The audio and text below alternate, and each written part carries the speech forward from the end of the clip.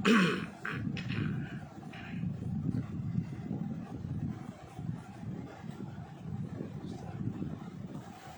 insya-Allah kita mula dengan Ummul Quran Al-Fatihah. A'udzubillahi minasyaitonirrajim. Bismillahirrahmanirrahim. Alhamdulillahi rabbil alamin arrahmanir rahim. Maliki yaumiddin. Iyyaka na'budu wa iyyaka nasta'in. Ihdinas siratal mustaqim. Siratal ladzina an'amta 'alaihim ghairil maghdubi 'alaihim waladdallin. Amin.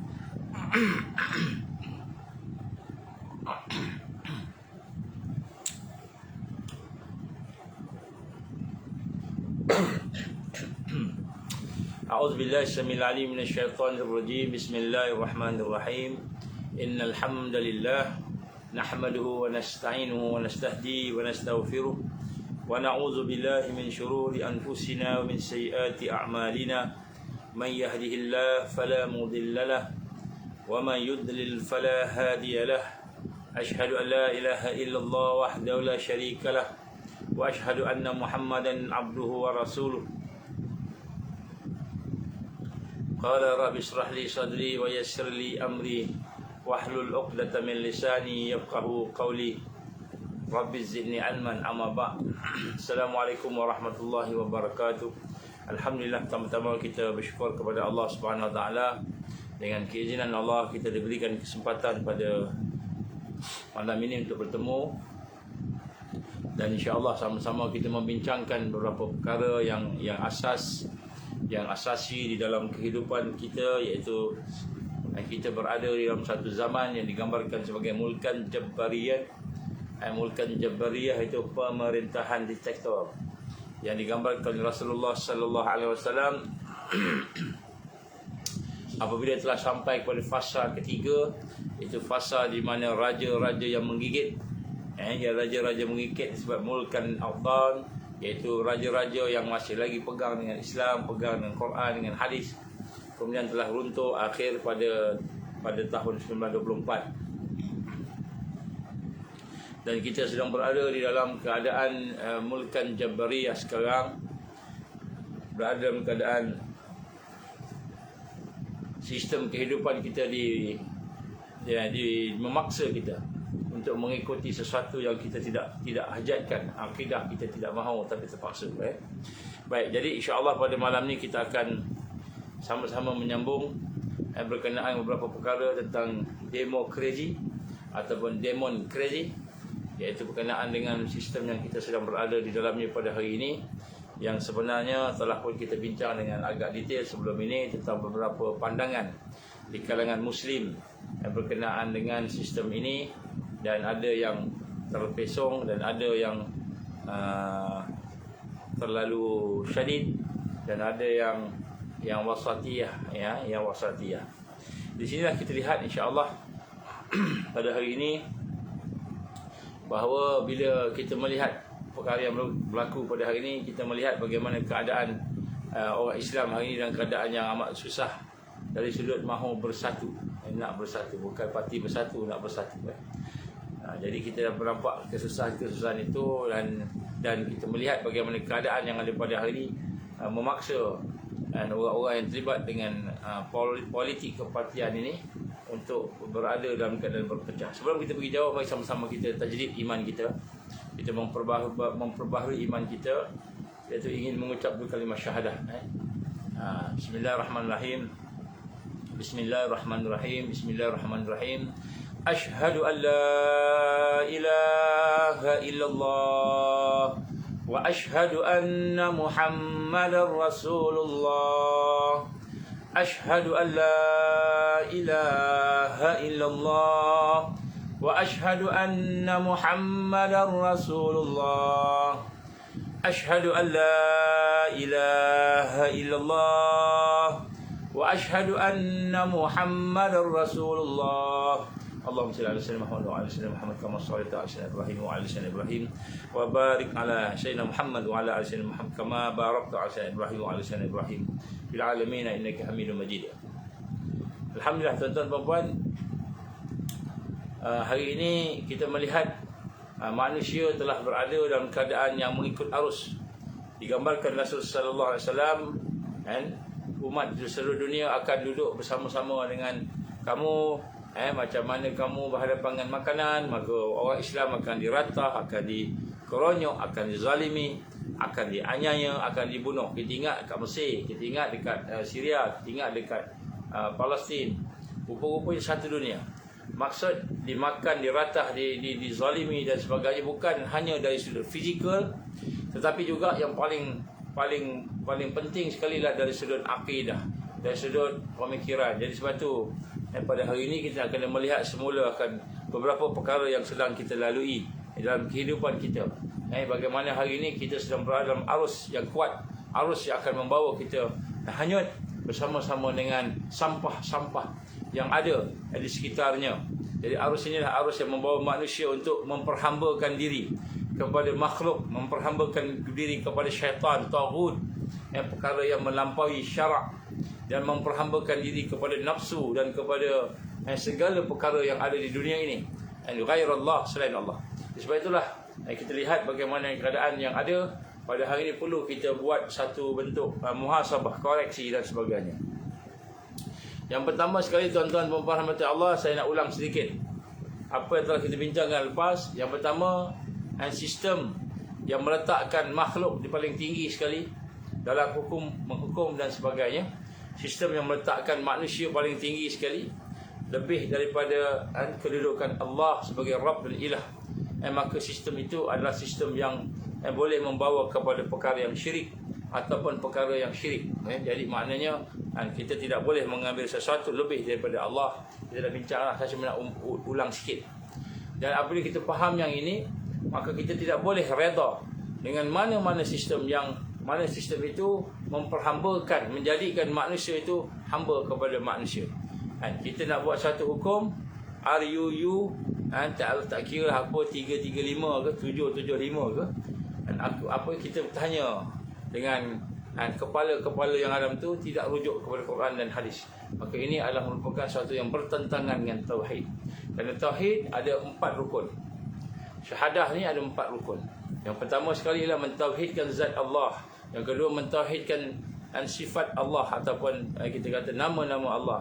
Yang ketiga, mentauhidkan perbuatan Allah. Yang keempat, mentauhidkan sistem yang diturunkan dari Allah Subhanahu Wa Taala, yang dibawa oleh Rasulullah sallallahu alaihi wasallam. Sebab itulah kita mengucap asyhadu an la ilaha illallah wa asyhadu anna Muhammadar Rasulullah.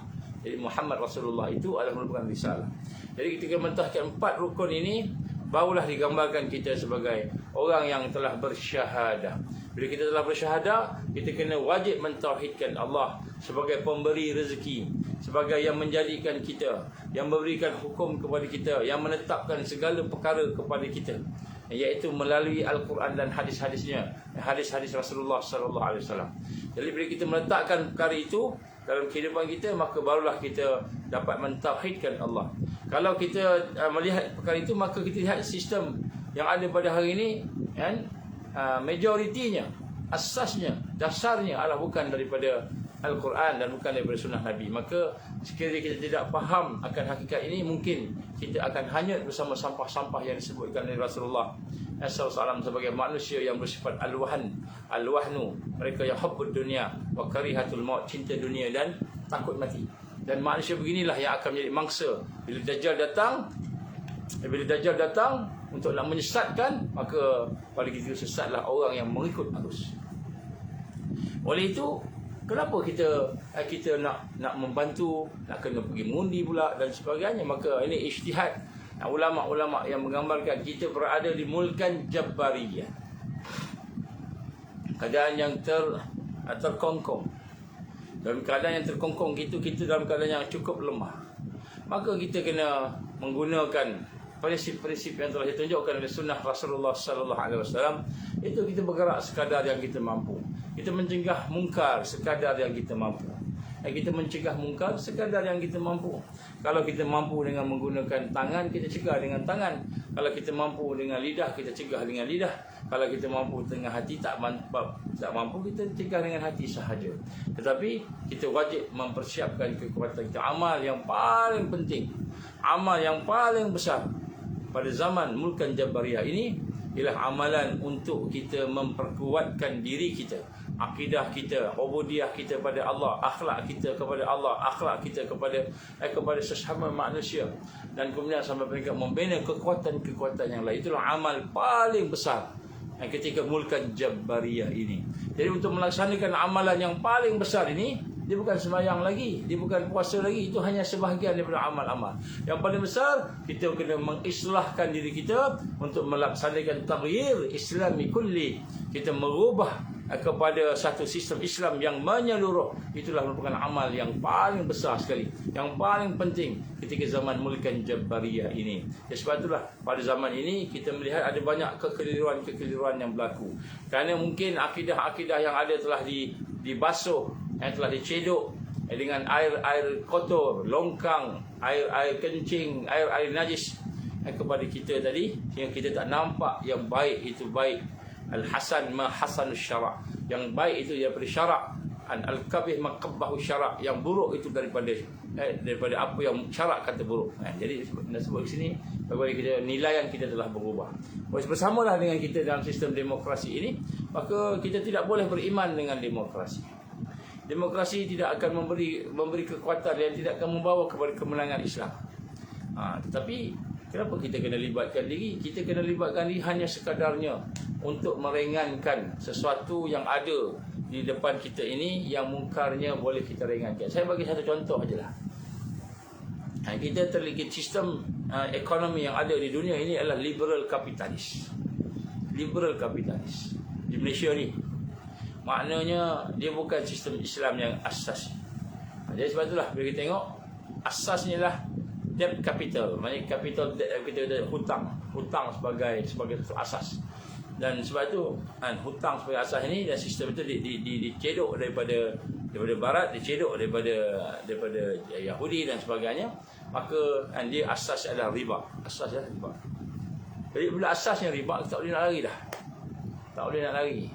Kalau kita kata kita nak pergi ke Kuala Lumpur daripada Johor pergi Kuala Lumpur, daripada Johor nak pergi mana-mana, kena lalu jalan raya itu dibuat daripada sistem riba. Sistem riba. Masjid, kita sembahyang kat masjid juga riba. Tak boleh lari. Adalah dia punya hubungan tadi. Tapi maknanya bila kita tidak boleh lari daripada sistem yang telah mencengkam kita itu, apakah bermakna kita tak gunakan apa yang ada tu? Bukan kita tak nak guna, tak boleh guna, kita terpaksa guna. Maka di situlah digambarkan oleh para ulama kita, hati kita tidak pernah redha sebab kita tak mampu nak ubah benda yang besar-besar, tak mampu lagi. Begitu kecil-kecil kan, kita tidak boleh redha. Hati tak boleh redha dengan perkara-perkara yang berkaitan dengan apa? Dengan perkara yang mensyirikkan Allah, tidak boleh redha. Perkara yang boleh meletakkan kita sebagai seorang yang mengikut hamba kepada makhluk tadi, tak boleh. Jadi sebab itu kita kena ada satu perasaan, kita wajib menegakkan Islam. Macam mana cara menegakkan Islam tu? Cara yang terbaik, yang paling kurang dia punya pertumpahan darahnya, paling kurang dia punya kita kata tergesa-gesanya, tidak ada strategi daripada prinsip-prinsip yang telah Nabi ajar kepada kita. Nabi banyak tunjuk kat kita kan, sunnah-sunnah yang sawabit ni yang kena buat, dan sunnah yang mutaghayyirat ni yang boleh diubah-ubah strategi. Kalau yang sawabit tu apa? Sawabit ni apa? Dalam gerakan Rasul SAW, contoh dalam sistem gerakan Rasul SAW, sawabit ni nombor satu, sistem dakwah. Dakwah ni wajib, terutama dalam keadaan sekarang. Dakwah wajib. Ada bukan sunat-sunat dakwah ni. Jumhur ulama menggambarkan wajib dakwah ini. Kenapa? Kerana keadaan yang susah. Tapi jadi buat macam mana dakwah ni? Tak spesifik semua jadi ustaz. Kita kena kata apa? Balighu anni wala ayah, kata Rasulullah SAW. Kita kena sampaikan apa yang kita mampu. Jadi contohnya yang sawabit mesti ada dakwah. Sawabit ini maknanya benda yang tetap, yang qat'i oleh ulama-ulama yang menguraikan perjalanan gerakan Rasulullah SAW. Yang pertama adalah dakwah wajib. Yang kedua tarbiyah wajib. Kenapa? Kerana tanpa tarbiyah kita tidak akan dapat memperkuatkan diri kita, meningkatkan diri kita, mengislah dia. Apa tarbiyah ni? Tarbiyah ni bagi kita membina kekuatan kita ini. Amalan-amalan yang penting, tarbiyah. Kita kena dekat dengan Quran, bukan saja dekat, menghayatinya, menghadamkan dalam kehidupan kita, bertafaul, kita serasi dengannya, kita iltizam dengannya, committed dengannya, intizam, kita intizam ni maknanya kita masukkan seluruh hidup kita pada dia. Jadi maknanya Quran ini dia merupakan satu yang salah satu sumber tarbiyah. Jadi tarbiyah ni wajib. Ini sawabit ini sunnah yang tidak boleh diubah-ubah. Yang Nabi dah tunjuk. Yang ketiga al-jihad fi sabilillah, jihad. Jihad ini juga wajib. Kan ya ayyuhallazina amanu kutiba alaikumul qital. Ini ayatnya tu. Wahai orang yang beriman diwajibkan ke atas kamu itu berperang. Berperang ini kemuncak kepada jihad. Jadi maknanya disebut kat sini sunnah yang paling besar yang disebut sawabit, iaitu dia tak boleh diubah-ubah, dakwah, tarbiyah dan jihad. Ini antara ada lagi. Baik. Tapi yang mutaghayyirat, macam apa yang mutaghayyirat ini yang boleh kita kata ada muronah, flexibility yang telah diuraikan para ulama kita. Contohnya bagaimana nak berhadapan dengan Quraisy. Sebab itu ketika berada di Mekah contohnya, ketika berada di Mekah kita dapati Rasulullah SAW dan sahabat tidak terlalu cara langsung terlibat dengan sistem yang ada ketika di Mekah. Ketika di Mekah Nabi SAW tidak terlibat dengan sesuatu yang ada kecuali yang perlu saja. Berjual beli dengan orang kafir musyrikin. Itu ada keperluan. Sistem politik Nabi ada berkumpul tak jawatan ini tak ada. Kenapa? Sistem di Mekah masih lagi tidak ada kekuatan.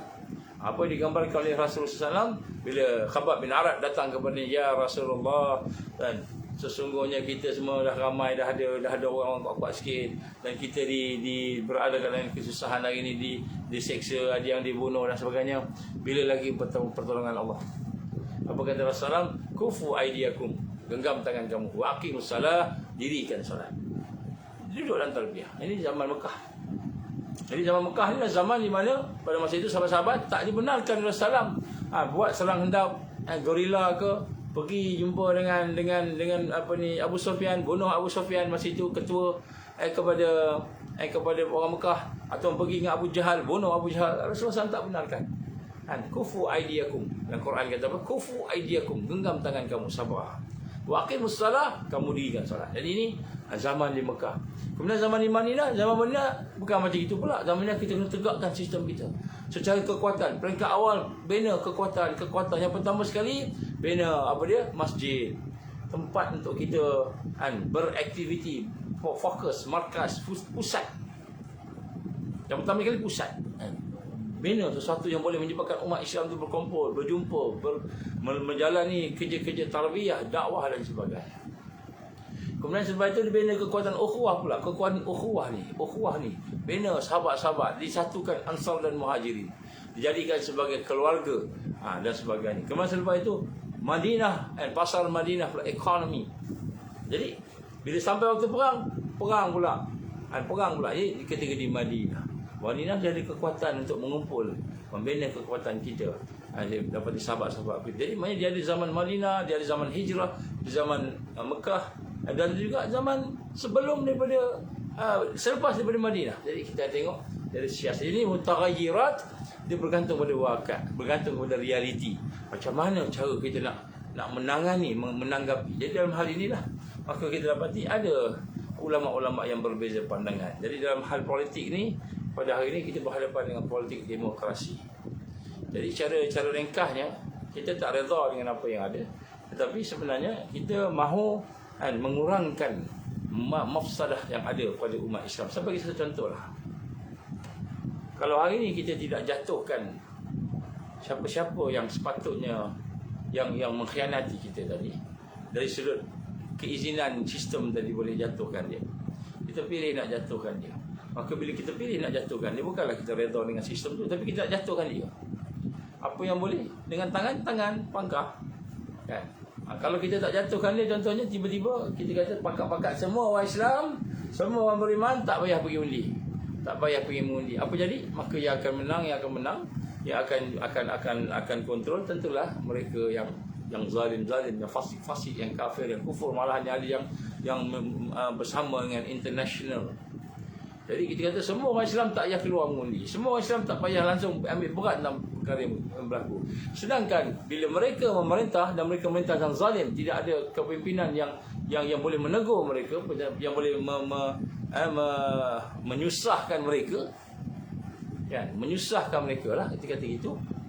Ataupun milik tabir untuk kerja-kerja dakwah tarbiyah dan jihad. Tabir itu politik, jadi tabir jadi kepada kerja dakwah tarbiyah, tentulah kan kita akan menjadi lebih payah dan susah dari sudut kita nak berhadapan dengan kehidupan seharian. Contoh, tiba-tiba diwajibkan semua, tak ada orang nak cakap siapa pasal Akta 342. Apa Akta 342 ni? Diwajibkan kita, dia boleh hanya dengan sangka saja, mengesyaki. Saya mengesyaki dia ni flat ni ada coronavirus, penyakit berjangkit, maka boleh dikarantin semua sekali, diwajibkan vaksin, diwajibkan duduk situ. Siapa lari kena tangkap, kena boleh dibicarakan, ditangkap dan boleh didenda sehingga RM100,000 bagi orang-orang yang individu.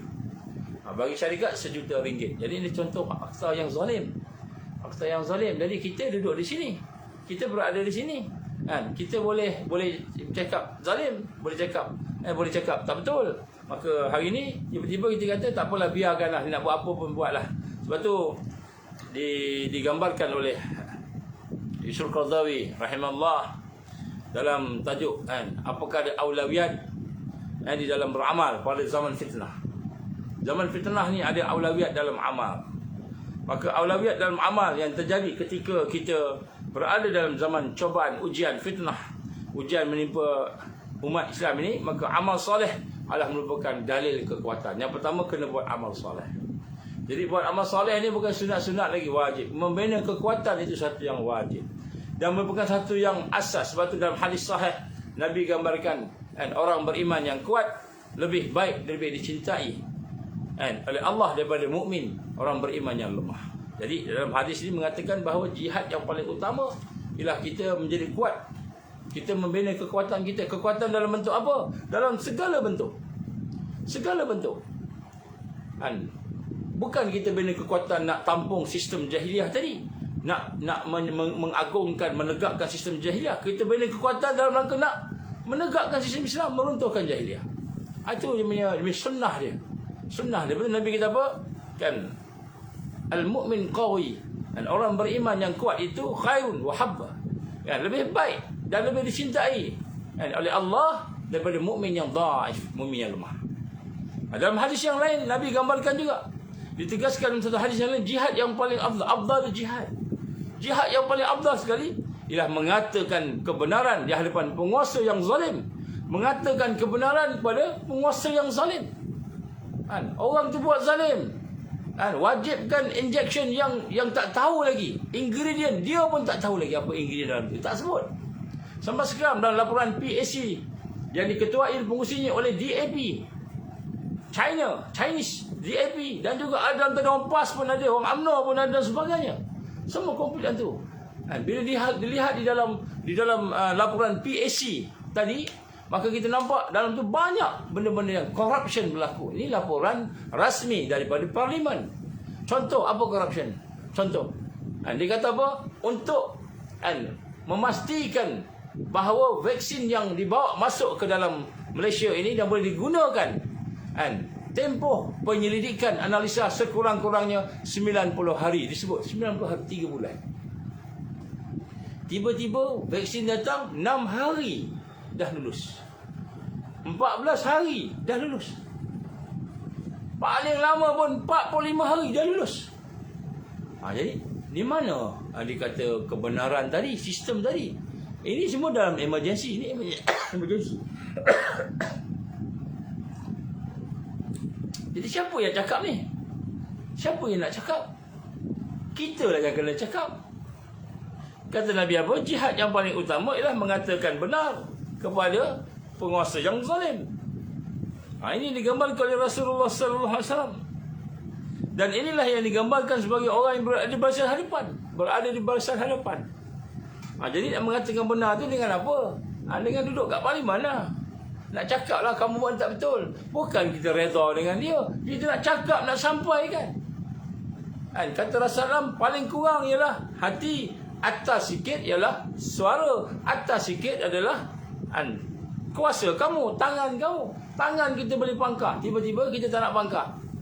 Maka akibat daripada kita tak nak pangkah tu, maka tiba-tiba menang komunis, menang Zionis yang lebih teruk, iaitu diktator, dictatorship. menang mereka. Maka pada ketika itu kita ni kata aku tak nak terlibat, aku tak mengundi, maka pada masa itu kita ingat kita dah terlepas daripada syirik. Rupa-rupanya kita telah mengizinkan syirik yang lebih besar berlaku. Kerana kita tak menggunakan kemampuan yang Allah beri kepada kita. Apa kemampuan yang Allah beri? Kita kena melaksanakan amar ma'ruf nahi munkar yang semaksimal yang kita mampu. Semaksimal yang kita mampu. Dengan keadaan hati tak reda. Kalau benda itu tak betul, tak reda. Dan tidak reda. Jadi sebab itu nak sebut kat sini, ada pandangan-pandangan yang menggambarkan bahawa kita tak payah langsung nak mengundi. Tak apalah kalau kita tidak mahulah nak mengatakan kita wajib kena undi ke sebagainya. Tapi nak sebut sini, bagaimana apabila kita ada pandangan-pandangan yang demikian, maka kita simpan pada pandangan kita. Jangan kita sebarkan kepada yang umum. Kerana yang umum itu memerlukan perkara ini. Saya bagi contoh-contoh. Anak-anak kita pergi sekolah. Anak-anak kita nak kena wajib vaksin. Ambil vaksin. Wajib ambil vaksin. Padahal tak ada sakit apa pun. Padahal tidak ada keperluan pun. Tiba-tiba ambil vaksin, kan, jantung. Seorang budak pelajar ni umur 9 tahun, kena jantung. Mati. Tiba-tiba ambil vaksin, blood clot dekat kepala. Jadi kita tengok hari ini bagaimana keadaan. Di mana masa bila kita nak cuba kita kata menyampaikan perkataan-perkataan yang kita kata zalim, wahai zalim dengan zalim tadi. Inilah antara perkara-perkara yang ulama menggambarkan ini bukan kita reda, tapi kita buat sesuatu dalam rangka untuk kita mengurangkan mafsadat, mengurangkan kerosakan yang ada di dalam sesebuah negara itu. Daripada negara itu duduk di bawah komunis langsung kita nak semayang pun tak bagi. Nak semayang pun tak bagi, macam mana berlaku kat China. Nak semayang pun tak bagi. Puasa tiap-tiap hari bulan Ramadan semua dipanggil duduk depan, kemudian disuruh makan, minum supaya pastikan tidak berpuasa. Ini berlaku pada tempat diktator. Kita nak bergerak di Rusia ketika pemerintahan komunis, kan, orang-orang beragama Islam nak semayang, tak boleh semayang kat rumah. Kalau semayang kat rumah, anak report, isteri report, kena tangkap. Tak boleh. Jadi di mana dia semayang ni? Macam mana kita tahu ni tuan-tuan? Kita tahu sebab kita bertemu dengan kawan-kawan kita di Rusia. Sahabat-sahabat kita yang duduk dalam tarbiyah, dalam dakwah, mereka melaksanakan sembahyang, puasa dalam keadaan sir. Kenapa? Kalau pemerintah komunis Soviet, USSR dululah USSR yang dulu tu, kalau dia tahu pada peringkat awal tu, maka mereka akan dihukum, dipukul. Tak dibenarkan, tak diizinkan masuk Islam, tak benar. Ketika Mao Zedong di China, hanya kalimah la ilaha illallah saja yang diajar kepada anak-anak. Sembahyang apa lain tak boleh buat. Saya ingat ketika China mula membuka pintu kepada orang luar masuk, kita menghantar beberapa orang pendakwah pergi ke China. Pada masa itu mula-mula peringkat awal dulu, kita kata pergi sampai satu tempat orang Islam, tapi orang Islam tu sembahyang pun tak tahu. Akhirnya mereka belajar sembahyang perlahan-lahan. Kemudian kita bawa Quran yang ada terjemahan dalam bahasa Mandarin, letak dekat masjid. Datang besok, hilang Quran. Rupa-rupanya dia orang ambil, bawa balik rumah, ajar anak-anak baca Arab dia, tengok terjemahan dalam bahasa Mandarin yang kita ada ni. Kemudian lepas tu baca, kemudian dia pulang balik. Mereka begitu jauh. Kenapa? Diktator. Di Kemboja, ulama-ulama, orang yang pandai dibunuh. Ini diktator. Jadi kepimpinan diktator ini mudaratnya besar sangat berbanding dengan kepimpinan yang ada di dalam sistem yang ada pada hari ini. Sebab itu ulama-ulama kata tak apa, kita manfaatkan apa yang boleh. Bukan kita reda, tetapi kita bersama-sama membina kekuatan dalam keringanan rukhsah yang ada diizinkan oleh Allah Subhanahu wa taala. Sebab tu saya sebut sini, kenapa kita kena faham yang ini? Kita kena faham yang ini. Yang pertama sekali, redha hanya pada sistem Islam. Ini adalah akidah. Ini akidah. Tapi kenapa kita bergerak? Kita bergerak bukan sebab redha, sebab kita sokong, bukan. Tetapi kerana kita membina kekuatan. Kerana membina kekuatan itu adalah merupakan asas amal yang paling aula di dalam ketika kita berada di zaman fitnah, di zaman ujian, di zaman akhir zaman mulkan jabbariyah. Jadi amalan paling besar di Mulkan Jabariyah bukan hanya sembahyang, bukan hanya puasa, tetapi membina kekuatan ummah. Ini digambarkan oleh Suqatawi rahimahullah dalam kitabnya Fiqh al-Awlawiyat. Baik, saya sebut sikit tentang demokrasi. Jadi politik demokrasi ini sebenarnya, hakikatnya itu sebenarnya dia bertujuan untuk memecah belahkan umat. Pada sekarang ni kita pecah belah. Walaupun kita kata saya tak naklah politik, saya tak naklah parti-parti politik ini, tapi sebenarnya hakikat parti politik itu berada di dalam kehidupan kita. Kenapa? Kerana kita mengamalkan budaya-budaya, pentingkan pandangan kita, tidak boleh bertoleransi, tidak tahu dan tidak faham adab-adab berbeza pandangan, sehingga akhirnya kita bergaduh dan berpecah. Jadi demokrasi ni bukan hanya ada pada politik nak pilih jadi pemimpin, nak jadi ahli parlimen, nak jadi adun, tetapi dia juga di dalam kita kata mazhabnya, di dalam kita punya pandangan kita, sehingga kita rasa kita betul, lain salah, kita aja yang sahih, orang lain semua sesat, orang semua bidah. Maka kita pun memecah belahkan, menjauhkan mereka, menyesatkan, membid'ahkan mereka, mengatakan mereka sesat dan sebagainya. Jadi sistem demokrasi ini memang satu sistem, kalau kita dari politiknya pula, memanglah tujuan dia, tumpuan dia kepada kuasa dan kedudukan. Jadi apabila niat organisasi kita untuk dapatkan kuasa dan kedudukan, itulah agenda yang pertama, maka kita akan lari daripada perjuangan Islam. Kerana agenda yang pertama bukan mendapat kuasa. Kuasa tu Allah akan bagi bila kita membina kekuatan. Agenda yang pertama ialah kita berubudiah kepada Allah. Berubudiah kepada Allah. Dan bila kita berubudiah kepada Allah, baru kita boleh tingkatkan kekuatan yang lain. Jadi apa yang menjadi kesalahan kepada parti-parti politik, tak kira lah parti apa, tak kira lah parti apa yang ada di hadapan kita ini, sama ada partinya parti orang Melayu atau partinya parti orang Islam.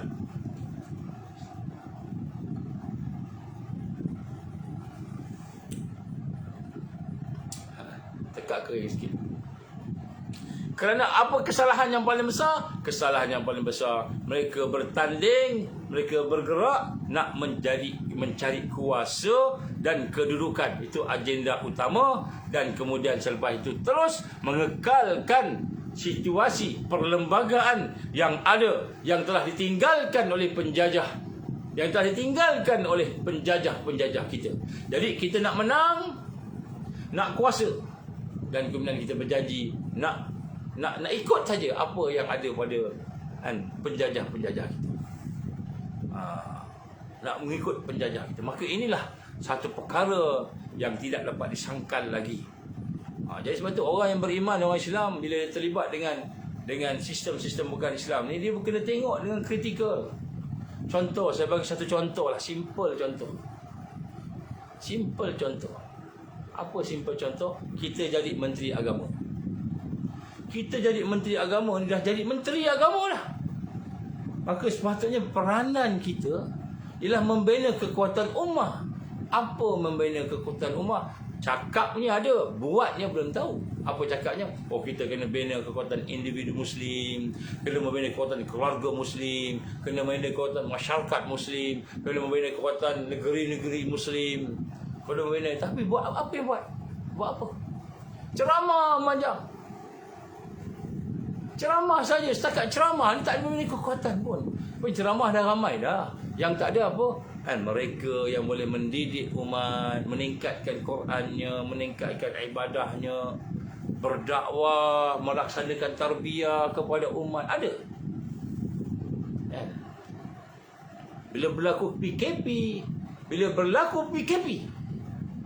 yang telah menghentam teruk para ustaz kita, yang telah menghentam teruk madrasah tahfiz, madrasah Islam kita, apa menteri buat? Menteri agama apa dia buat?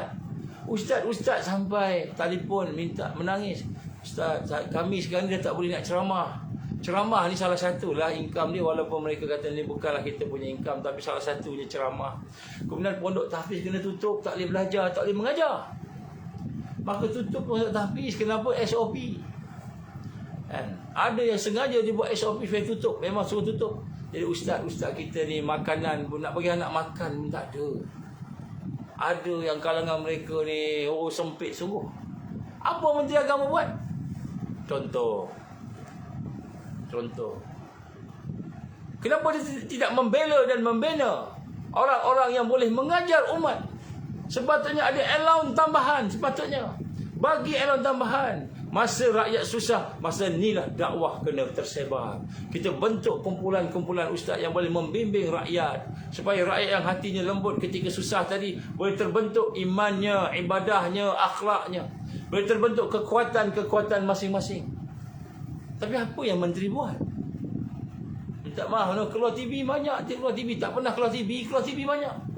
Ini contoh mereka yang telah dapat kuasa, mereka telah dapat kedudukan, mereka kata itulah dia matlamat kami, itulah dia apa yang kami nak. Maka dia terlupa bahawa dia perlu membina kekuatan umat. Ini sistem demokrasi, membina pemimpin yang macam tu keliru, tak faham. Namanya ustaz, tuan guru. Begitu juga dengan kita kata menteri-menteri yang lain yang pegang, katanya Menteri Pertanian pegang.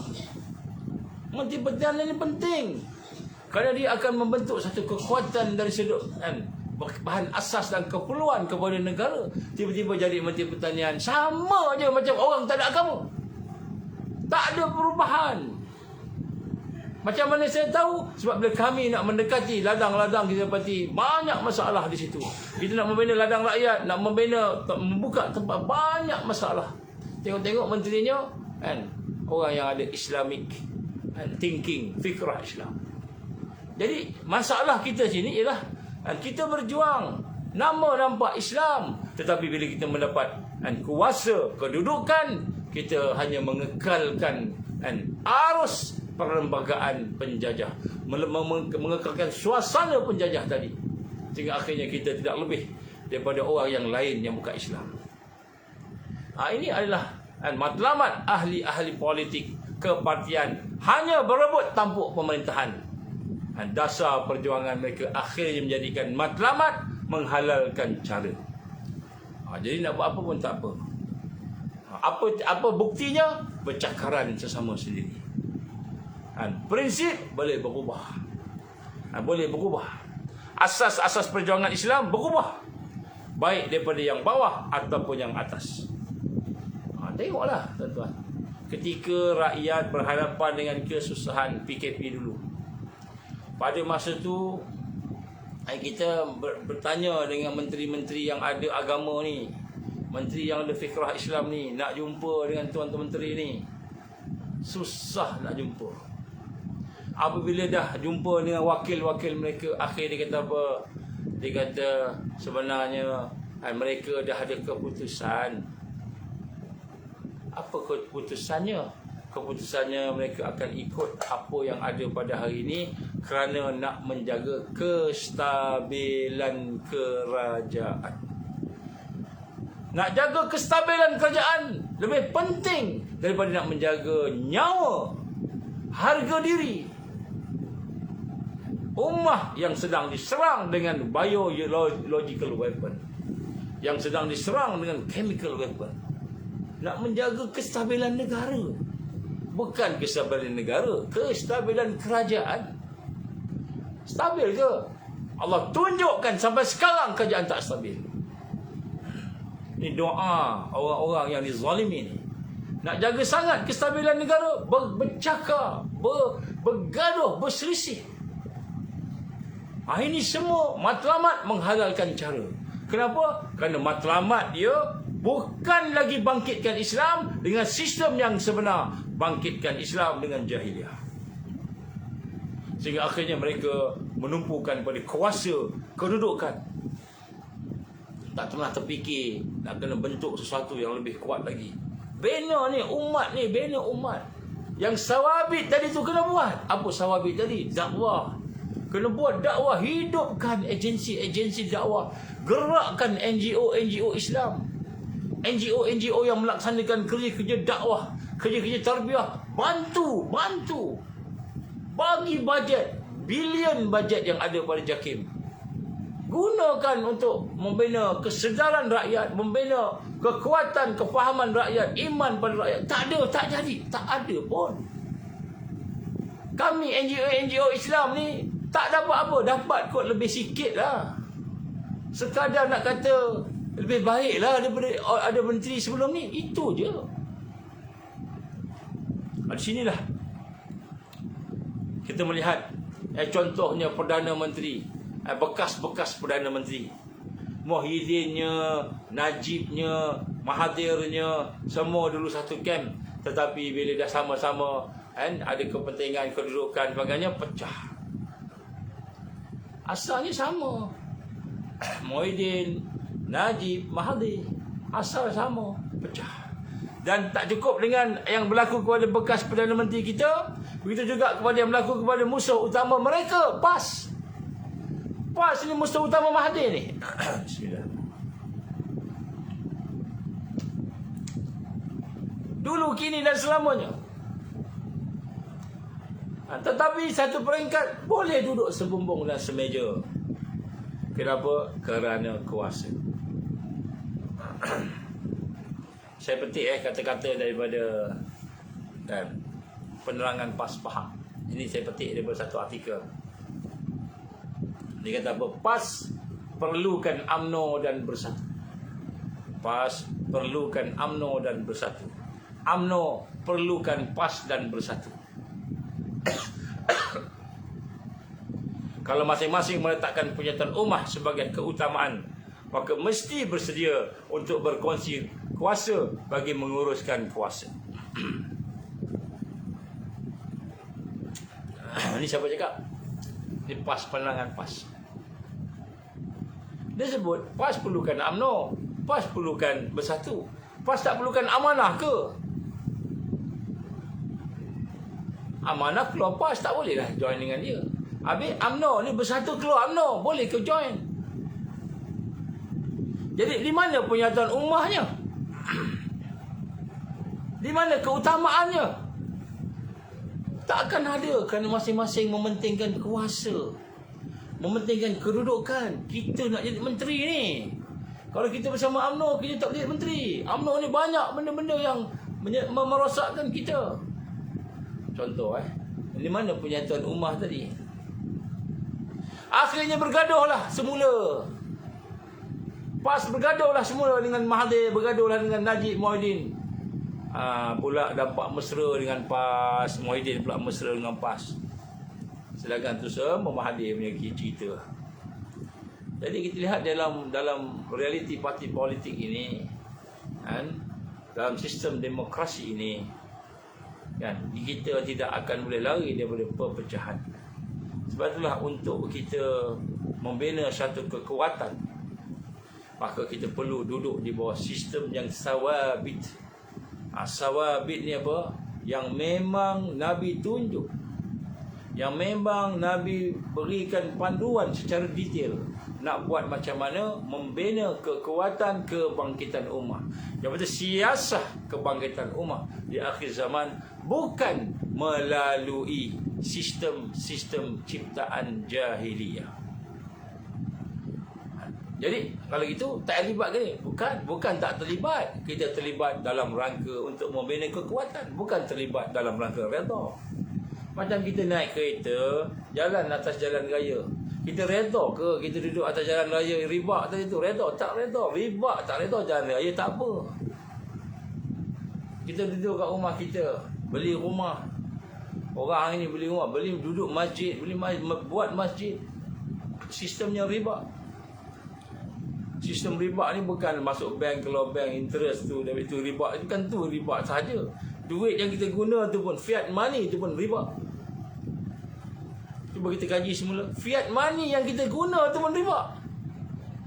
Ringgit, US dollar yang sepatutnya diikat dengan gold, dengan emas, tak diikat dengan gold dan emas.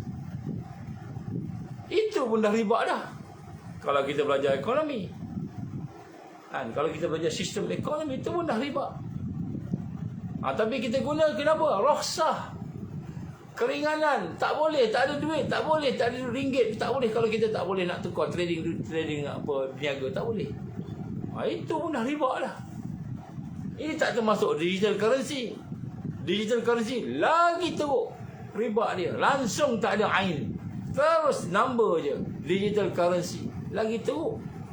Jadi kita melihat hari ini, adakah kita tak nak terlibat? Tak boleh tak terlibat. Itu tidak praktikal, tidak realistik. Tidak praktikal, tidak realistik. Yang realistiknya apa? Kita terlibat bukan sebab kita yakin benda tu itu Islam, bukan sebab kita yakin benda tu Allah redha, tidak. Bukan kita redha, kita terlibat hanya rukhsah disebut dalam Islam ya. Rukhsah ni sebab kita tak ada choice lah. Terpaksa. Samalah dengan mengundi. Bukan kita nak sangat pergi mengundi, tetapi terpaksa. Sebab apa? Kalau kita tak mengundi, maknanya kita telah mencederakan umat ini memberi kemenangan kepada sistem yang zalim, politician yang zalim. Saya menyeru, kalau kita sebut semalam Sungai Buloh, kan, Khairi Jamaluddin bertanding, kasih jatuh KJ. Kasih jatuh KJ. Saya sebut kasih jatuh KJ sebab memang dah nampak sangat peranan dia sebagai globalis, peranan dia sebagai international, dah nampak sangat. Saya sebut sebab kita tahu, kita dapat maklumat daripada dia bagi kepada calon yang kita sokong jublis. Walaupun nampak macam PRM ni, Parti Rakyat Malaysia ni, macam apa namanya, kepala lembu kan, kepala lembu kan. Kita bukan tengok kepala lembu tu, kita tengok orang yang ada tu, dia boleh bawa sesuatu yang lebih baik, insya-Allah. Bukan dia akan buat kemenangan Islam dah, untuk mengurangkan mafsadah, kerosakan, supaya kita ni besok ada suara lah, boleh cakap. Menang kalah tu Allah punya kerja, menang kalah tu Allah punya medan, Allah punya kuasa. Kita usaha maksimal. Man ra'a minkum munkaran falyughayyirhu bi yadihi fa in lam yastati' fa bi lisani fa in lam yastati' fa bi qalbi wa dzalika adhaful iman. Barulah kita nampak kita kena terlibat. Kita boleh beramalkan amalan yang Allah kata, wahai orang beriman, bertakwalah kepada Allah, dan kemudian hendaklah kamu berlaku baik, berbuat baik dan berlaku adil kepada orang-orang yang bukan Islam, yang tidak memerangi kamu, yang tidak menghalau kamu daripada tanah air kamu. Jadi tak musuh kamu. Jadi orang tak musuh kita ni, kita kena tolong. Tolong macam mana? Kalau paling kurang kita tak boleh nak tegakkan Islam secara 100%. Yang kita mampu apa? Kurangkan mafsadah, kurangkan kerosakan. Sebab tu antara cabang-cabang iman, kata Rasul SAW, kamu jalan satu jalan, tiba-tiba kamu lihat ada ranting, ada kayu, ada halangan di tengah jalan, maka tanda iman, kamu ambil tu, taruh tepi. Ini salah satu daripada cabang-cabang iman, kata Rasul sallallahu alaihi wasallam. Maknanya kita ambil halangan jalan, taruh tepi pun dah cabang iman. Apa lagi kita nak guntuhkan, kan, ketua jin tadi. Ketua jin bukan kita nak guntuhkan dia sebab kita boleh menang ke apa. Tak, sebab kita nak kurangkan mafsadah tadi. Inilah ijtihad jumhur ulama. Baik. Ya, sebab itulah di sini kita lihat bagaimana kita perlu faham, selagi kita tidak bersama dengan sistem yang satu al-Islam, as-sawabit namanya perkara yang mesti ada di dalam perjalanan gerakan Islam tadi.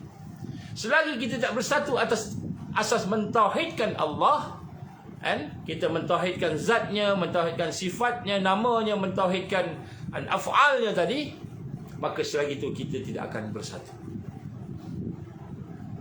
Kita tidak akan membina kekuatan, dan Allah tak akan beri kepada kita kemenangan yang kita hajatkan. Jadi kita kena bersihkan akidah kita, kena bersihkan kefahaman kita, kita kena bersihkan gaya hidup kita ni, supaya benar-benar ubudiyah lillahi wahdah.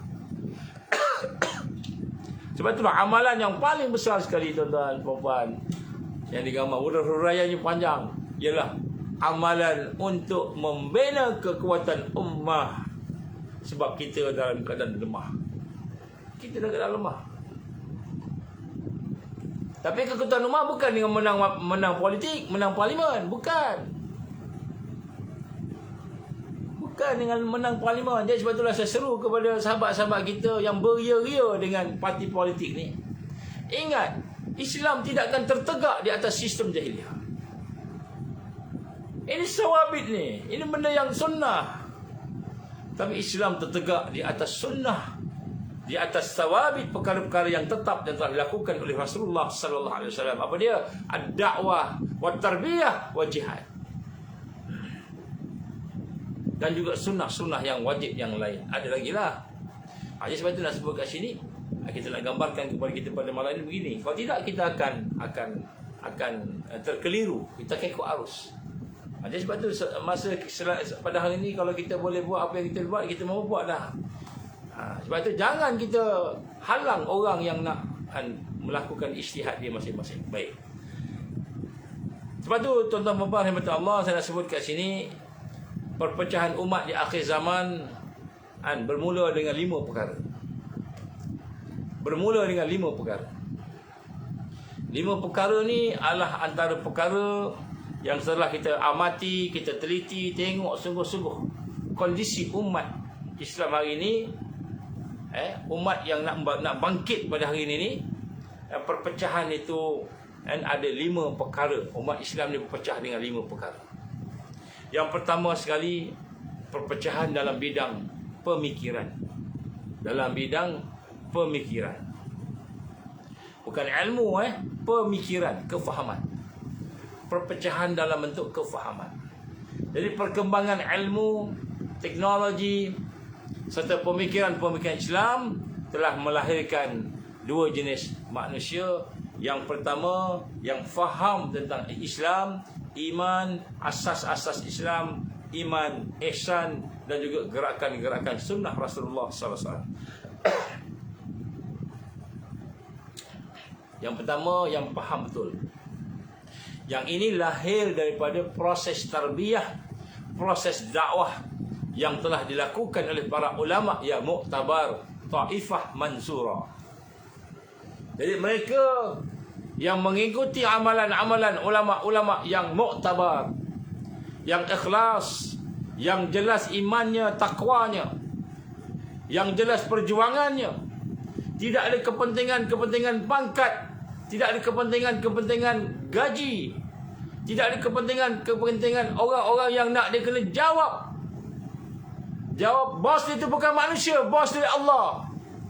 Maka ulama-ulama ini telah melahirkan mereka daripada kalangan umat yang mempunyai fahaman-fahaman yang sahih, fahaman yang benar, fahaman yang akan membina kekuatan dan kebangkitan Islam yang hakiki, siasah kebangkitan Islam yang sebenar. Ini ulama-ulama yang begini ni, yang muktabar ni, telah melahirkan kekuatan-kekuatan yang kita boleh nampak sampai hari ini. Contohnya yang berlaku di Palestin.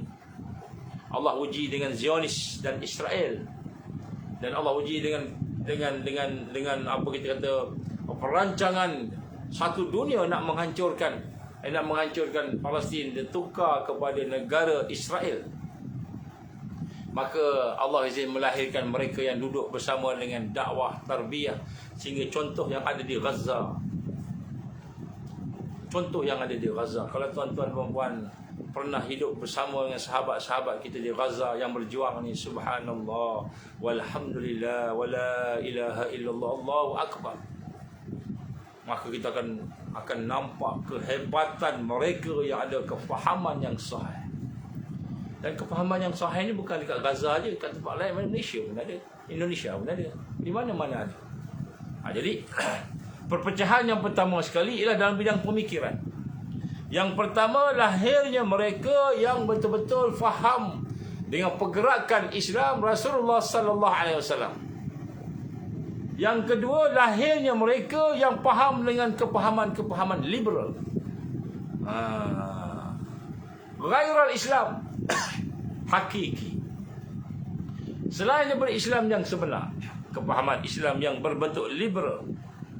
Seperti kita tengok adanya kumpulan-kumpulan mereka yang menyatakan sebagai liberal, contohnya Sister in Islam kalau di Malaysia. Ini liberal. Sistem in Islam liberal, walaupun nampak in Islam kan, tapi liberal. Kalau di Indonesia contohnya Jamaah Islam Liberal, JIL, JIL, Jamaah Islam Liberal, liberal. Jadi kepahaman itu liberal.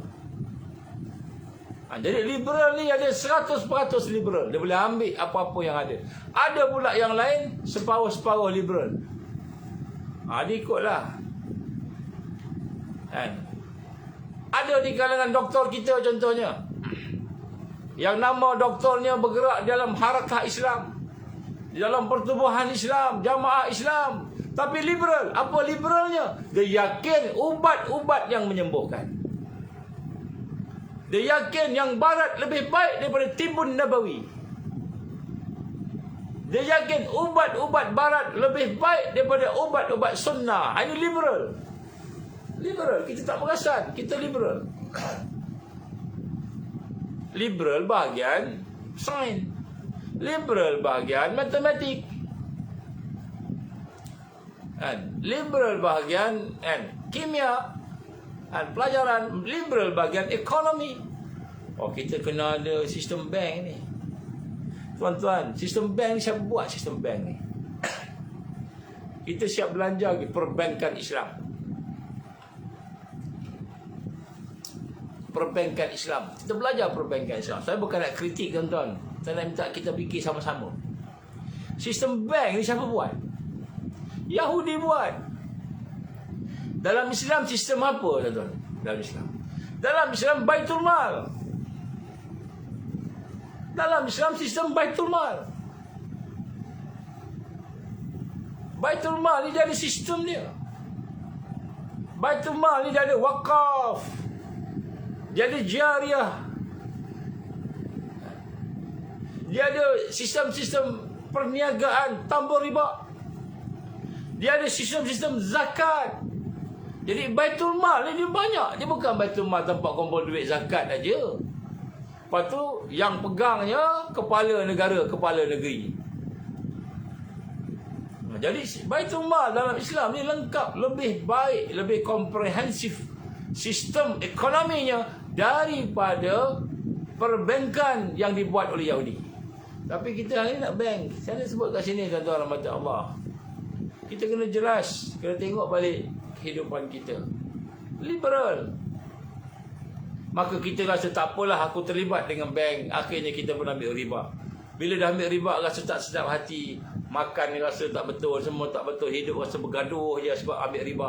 Akhirnya kita kata kita kena buat sistem Islam lah. Kita pun sebut perbankan Islam. Kita pun kata tidak ada riba. Macam mana boleh jadi tak riba? Kita ubah akad. Sistem sama, ubah akad aja. Maka dengan ubah akad, maka sistem berubah. Itu pandangan kita. Betul ke? Masih lagi bank. Bank orientasinya itu bisnes. Bank orientasi itu kapitalis. Kapitalis bank itu. Liberal kapitalis kalau di Malaysia ni. Jadi pemikiran kita berpecah. Sebahagiannya yang mentauhidkan Allah, membina sistem yang Allah nak. Walaupun dia terlibat di dalam sistem-sistem yang ada pada manusia ni, tapi dia terlibat sebagai sementara aja, roksah. Sebab tak boleh nak lari dah. Boleh lari ke daripada sistem duit lain? Tak boleh lari. Besok dia buat digital, lari tak boleh lari. Jadi dia terlibatlah juga. Sebab apa? Sebab tak boleh lari dah. Kita tak boleh lari. Dan Nabi pun gambarkan kepada kita akan sampai satu masa tak boleh nak lari dah. Tapi bukanlah maknanya kita reda. Bukanlah maknanya kita sokong dia, bersama dia. Bukan. Tapi kita buat sekadarnya. Kita sebut darurat lah. Kenapa darurat? Tak boleh lepas. Tak boleh lepas. Tapi janganlah ambil banyak-banyak niat nak kaya dengan sistem jahiliah. Kita niat nak kaya dengan sistem jahiliah. Kita ingat nak kuasa dengan sistem jahiliah. Kita ni kena bincang ni sungguh-sungguh ni supaya kita ni dapat menguasai negara kita ni dengan politik Islam. Kita bincang nak berkuasa dengan sistem politik jahiliah. Kita nak kaya dengan sistem ekonomi jahiliah. Tak nampak ke kita? Hati kita ni sebenarnya telah mensyirikkan Allah Subhanahu Wa Taala. Wa yazbillah min zalik. Tak nampak, tak rasa kenapa kita dah duduk dalam sistem lama sangat. Ini perpecahan yang pertama. Ini ramai orang tak sebut yang ini. Jadi sebab itu ada di kalangan kita yang akan gambarkan ini macam teroris ni. Macam teroris ni. Ini macam kita nak rampas kuasa apa? Tidak. Kita bukan nak rampas kuasa tu. Tapi kita nak tegakkan Islam. Dan inilah yang ditakuti oleh musuh. Musuh takut benda ni. Musuh marah benda ni. Tapi kita terpaksa sampaikan. Sebab tu disebut tadi, Nabi gambarkan tadi, afdalul jihad, jihad paling afdal adalah kamu menyatakan zalim pada pemimpin yang zalim. Kita tak mampu nak buat benda lain. Cakap, saya boleh mampu cakap je. Saya cuba cakap, saya cuba sampaikan fikrah yang sebenar dalam ada Quran dan dalam ada hadis. Bukannya fikrah dalamnya sistem jahiliah. Atasnya Quran, atasnya hadis, asasnya itu sekular. Asasnya itu syirik. Bukan hak tu. Yang itu dah jadi arus dah pada hari ini. Sebab tu hari ini jangan kita tertipu dengannya. Jadi yang pertama sekali perpecahan dari sudut pemikiran. Sehingga ada di kalangan kita yang akan dipanggil sebagai fundamentalist. Ada yang dipanggil sebagai teroris. Panggilan daripada barat dia. Kita bukan bunuh orang pun. Kita bukan nak lepas kuasa siapa pun. Tak ada. Tetapi dengan pemikiran yang benar ini pun dah cukup menakutkan mereka. Menakutkan mereka. Jadi ini nak kena sibuk. Nak kena benar-benar faham makan ini. Yang kedua, perpecahan dalam bidang usuluddin. Perpecahan dalam bidang ilmu tauhid, ilmu kalam, ilmu aqaid, aqidah. Jadi pada hari ini kita kena faham ada mazhab-mazhab akidah yang sesat. Contohnya Jabariyah, Qadariyah, Mu'tazilah, Khawarij pun ada.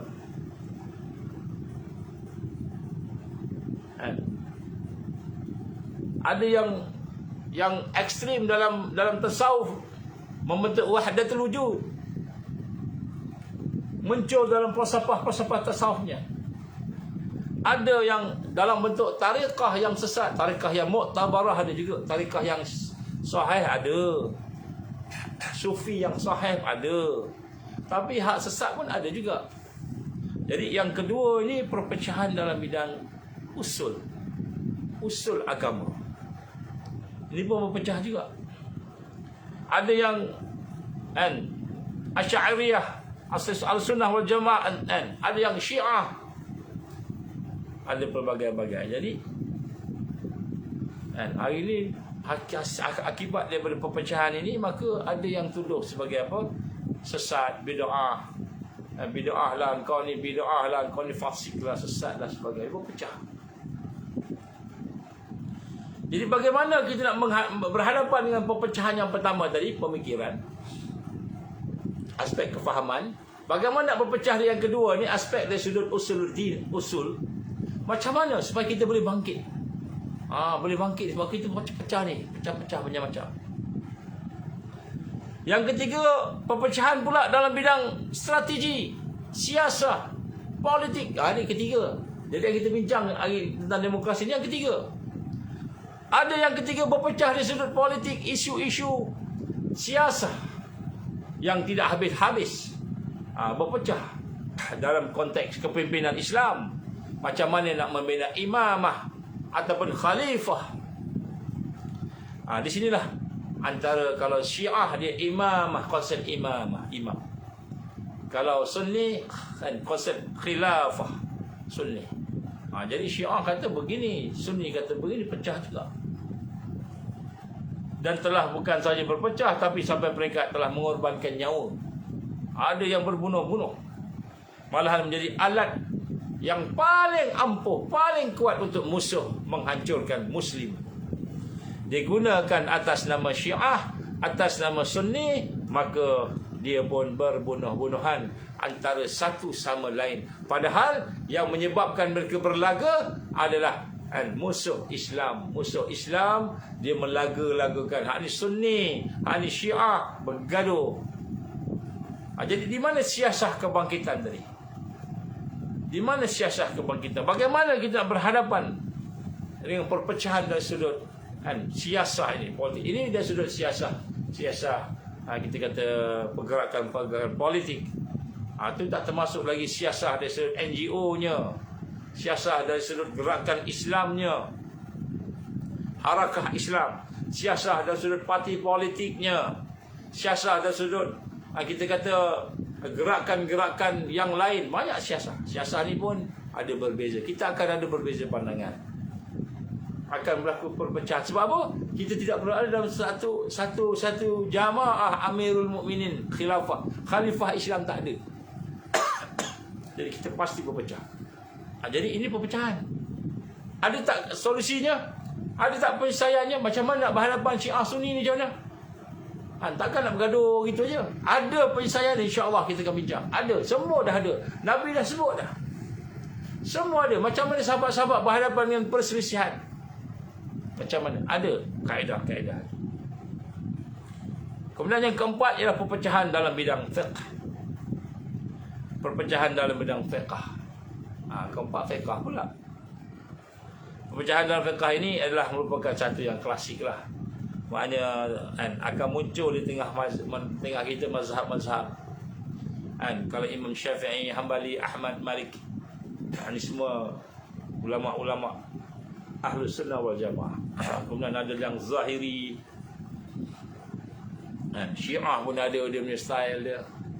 Tambah sekarang pula ada yang jenis Wahabi. Kau ikut Wahabi ni apa? Jenis baca hadis, kemudian faham hadis tu, amal kat situ. Kalau dia tak jumpa hadis yang lain, dia kata hadis yang lain tu tak betul, bid'ah. Ada yang macam itu. Bismillah. Tapi perpecahan fiqh ni boleh kita manage lagi. Perpecahan atas pun boleh manage. Kedua boleh manage, boleh susun lah, boleh kita selesaikan. Yang kelima, perpecahan dalam bidang akhlak. Kelima ni paling susah. Kelima lah sumber kehancuran umat. Perpecahan dari sudut akhlak. Dan inilah lahir daripada akidah, lahir daripada ibadah yang tak betul, ataupun ibadah yang betul, akidah yang tak betul, akidah yang betul. Lahirlah akhlak. Akhlak inilah perpecahan yang akan menyebabkan kehancuran umat.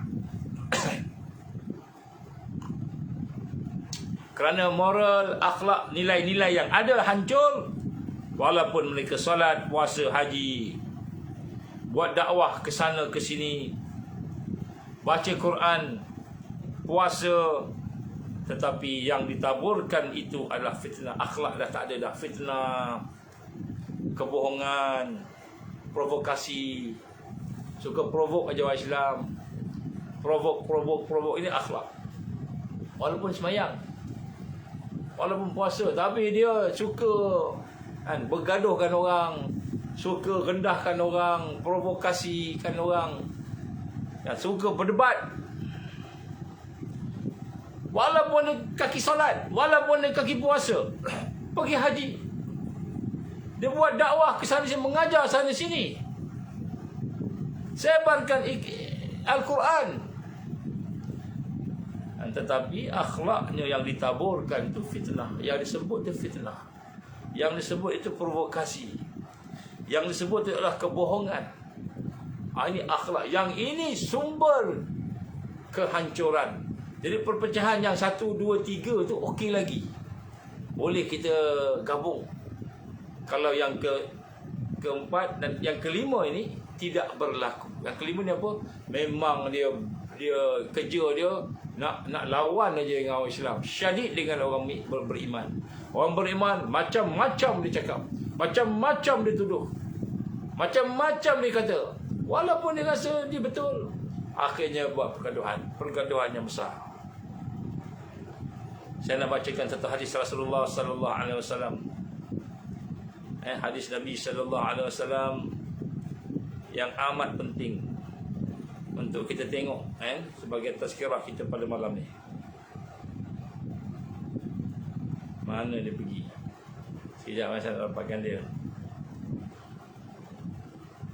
Apa dia kata Rasulullah sallallahu alaihi wasallam? Tuan-tuan tolong renung tolong renung ni. Allah Akbar, tak boleh buka dah. Ya noh. Handphone. Saya nak baca sebab saya tahu hadis saya nak baca. Saya nak baca pada tuan-tuan sekalian.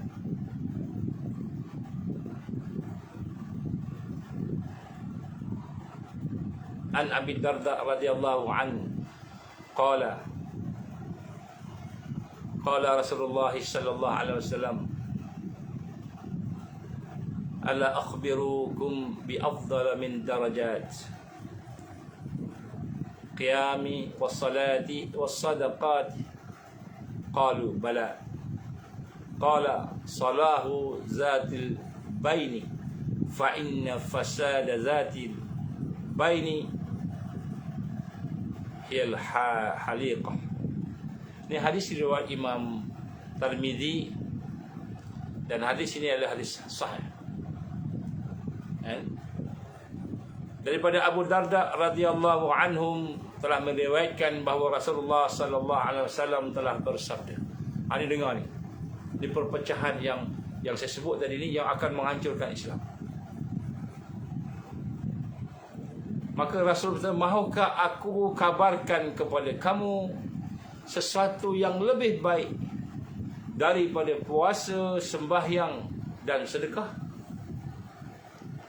Nabi kata, mahu tak aku sampaikan kepada kamu suatu amalan, satu yang lebih baik daripada puasa, solat dan sedekah? Adakah lebih baik daripada puasa, solat dan sedekah ni? Maka sahabat-sahabat radhiyallahu anhum berkata, bahkan ya Rasulullah, bala ya Rasulullah.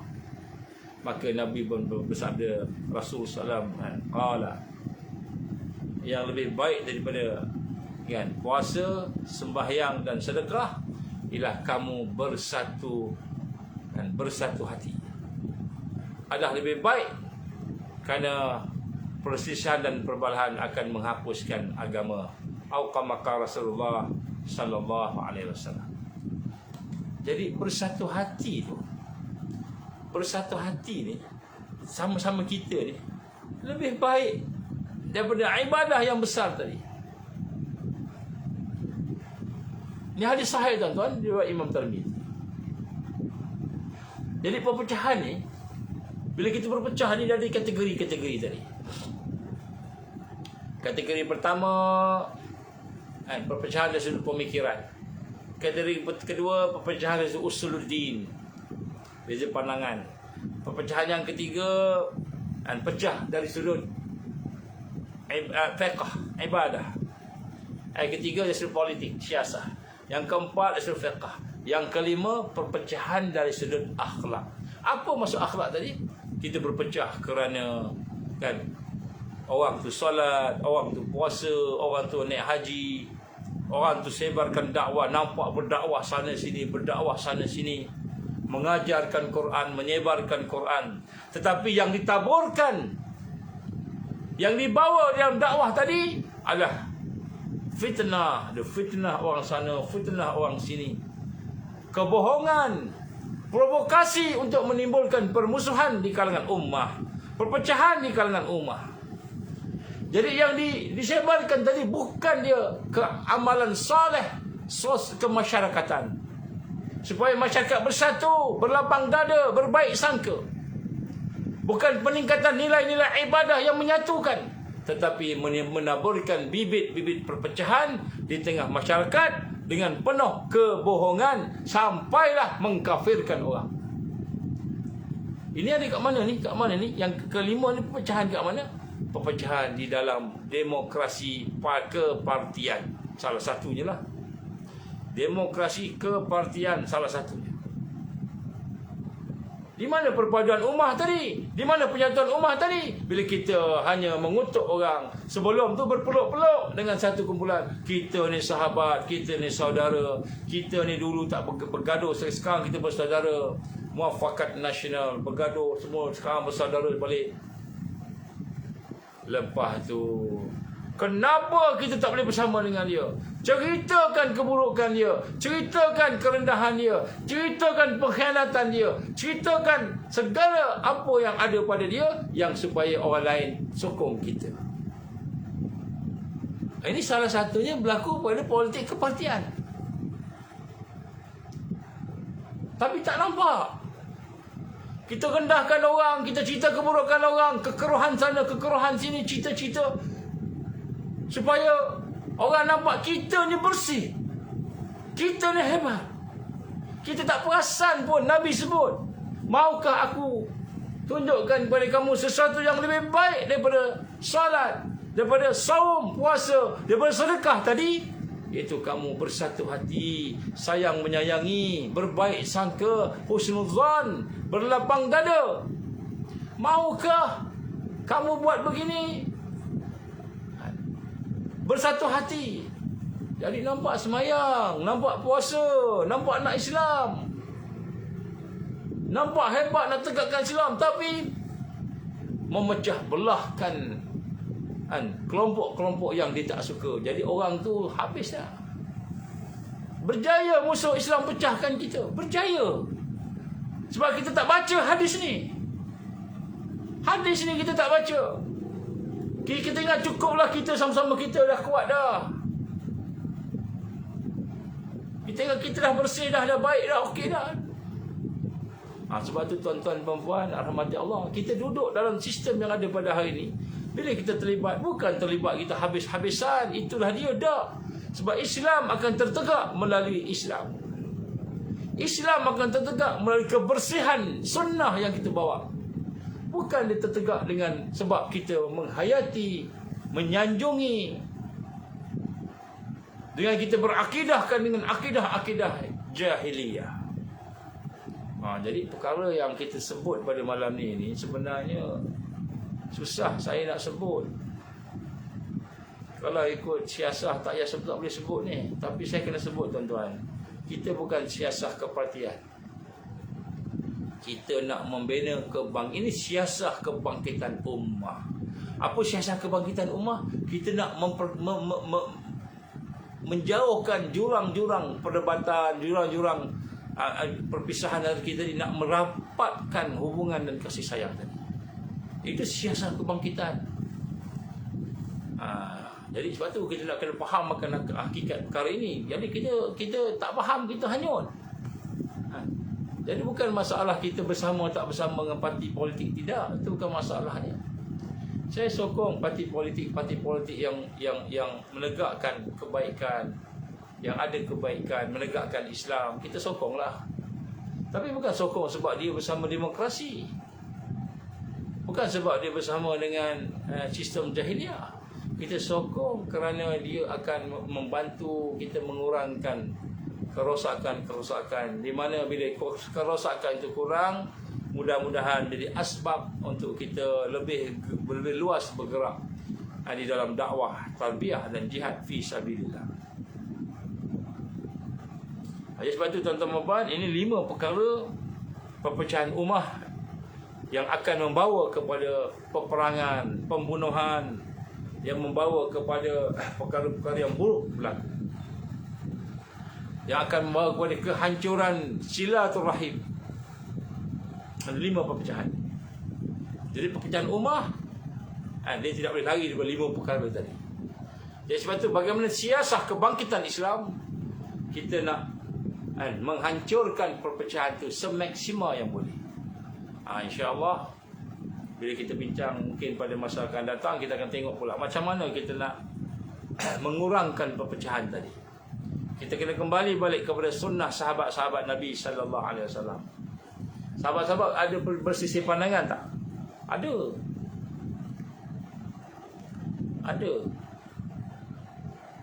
Ketika Rasulullah SAW wafat tu saja dah ada persisihan pandangan. Abu Bakar kata Rasulullah SAW telah wafat. Umar kata tidak. Siapa yang kata Rasulullah wafat, aku akan pancung dia. Lebih kurang gitulah. Umar kata tak ada perbezaan pandangan dah. Rasulullah wafat je dah dia. Rasulullah meninggal ke hidup lagi. Yang tu Umar dan Abu Bakar sendiri. Sehingga Abu Bakar membaca ayat Allah yang menyatakan siapa yang menyatakan, kan, siapa yang beriman dengan Allah, Allah tidak mati. Siapa yang beriman dengan rasul-rasul mati. Jadi bila baca ayat tu, Umar terduduk. Umar kata apa? Seolah-olah itulah pertama kali aku dengar ayat Quran ni. Allahu Akbar. Umar duduk ni.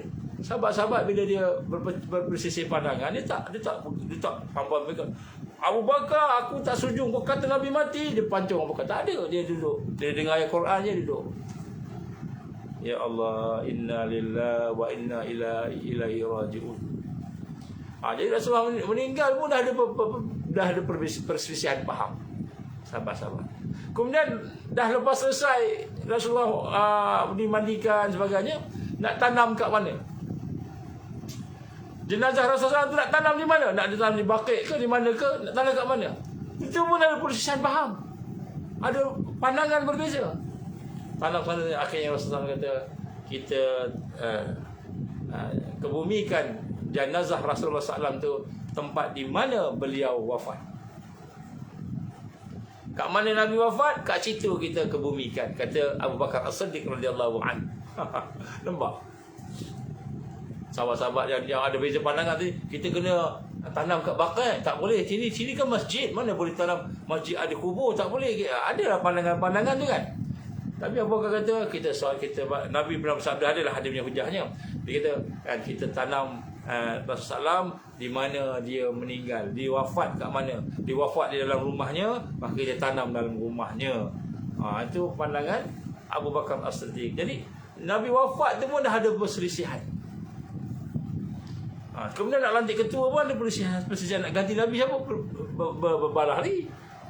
Jadi sahabat-sahabat ada perselisihannya, ada perbezaan pandangannya. Tetapi sahabat-sahabat semua boleh berhadapan perselisihan itu, perbezaan pandangan itu dengan cara yang terbaik. Tapi kita hari ini tak ada. Kenapa? Kerana Nabi SAW telah benar-benar mendidik, mentarbiah mereka dengan tarbiah yang amat halus, amat tinggi nilainya. Maka sahabat-sahabat yang ada lahir daripada tarbiah Rasulullah sallallahu alaihi wasallam. Kita lahir daripada tarbiah sistem jahiliah. Lahir daripada sistem jahiliah, membesar dengan sistem jahiliah. Jadi kita tak dapat nilai-nilai yang ada pada tarbiah Rasulullah sallallahu alaihi wasallam. Sebab tu kita pecah betul. Tak puas hati, mesti nak sampaikan cakap. Saya tak setuju, saya dari dulu tak mengundi. Saya tak setuju. Kalau tak mengundi tak apa, teruskan tak mengundi. Saya sebut dari sini ni bagi mereka yang nak mengundi kena faham kenapa mengundi. Yang tak nak mengundi teruskan. Yang yakin dengan hujah tak nak mengundi, adanya Quran, adanya hadis, pandangan ulama, teruskan, kita tak larang. Tapi nak sebut siapa yang nak mengundi kena faham bahawa bila mengundi ini sebabnya, ini hujahnya, ini asasnya. Kerana itu adalah ijtihad ulama. Ada khilaf, ada perbezaan pandangan ulama. Dan ulama ni ulama muktabar, bukan ulama main-main. Kita lebih baik daripada ulama-ulama tu ke? Lebih baik daripada ulama tu ke? Kita ni hanyalah orang yang mengikuti pandangan-pandangan ulama-ulama yang ada, yang sahih, yang muktabar. Dan kita ni ikut apa yang ada dalam hadis Nabi, dalam Quran. Kita ni pengikut aja. Kita bukan orang yang nak buat satu yang baru. Jadi, adakah perkara ini satu yang perlu kita sisihkan? Tak perlu. InsyaAllah kita akan sambung. Besok kita akan ada kopi rasi. Jadi perbincangannya itu mungkin kita akan bincang sikit berkenaan dengan perpecahan yang ada. Mungkin sedikitlah kita akan bincang dari sudut macam mana nak supaya kita tidak berpecah. Daripada kaedah-kaedah sahabat-sahabat dulu, dan juga insya-Allah kita akan bincang sedikit tentang anak-anak muda ni. Bagaimana anak-anak muda ni hari ni kita cuba dekatilah pada hari ini supaya mereka juga mengambil bahagian dalam kerja-kerja amar ma'ruf nahi munkar. Amar ma'ruf nahi munkar ni terdiri daripada semua sebab, semua perkara. Bukan hanya satu aspek, bukan nak larang orang mencuri je, jangan berzina, tak, semua termasuk jangan bagi peluang orang-orang tu buat kan, buat rasuah, korab, menyesatkan orang. Jangan sampai macam tu. Kerana Nabi gambarkan apa? Afdal jihad, jihad yang paling afdal sekali ialah kamu berkata kepada pemimpin kamu yang salah tadi, yang zalim, wahai penzalim, jangan buat macam ni. Itulah kurang lebih hadis Nabi sallallahu alaihi wasallam. Mudah-mudahan malam ni kita nampak sedikit sebanyak lah perkara-perkara yang sepatutnya ada dalam hati kita. Apa pendapat Ustaz viral bersalin doktor?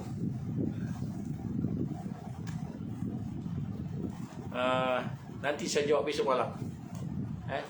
Sebab kalau saya jawab lagi panjang pula nak dekat sebelah ni. InsyaAllah nanti saya jawab. Memang ada jawapannya tu. Cuma saya akan jawab mungkin dalam bentuk perbincangan lah ni. InsyaAllah. Baik. Baik, itulah insyaAllah sikit semuanya.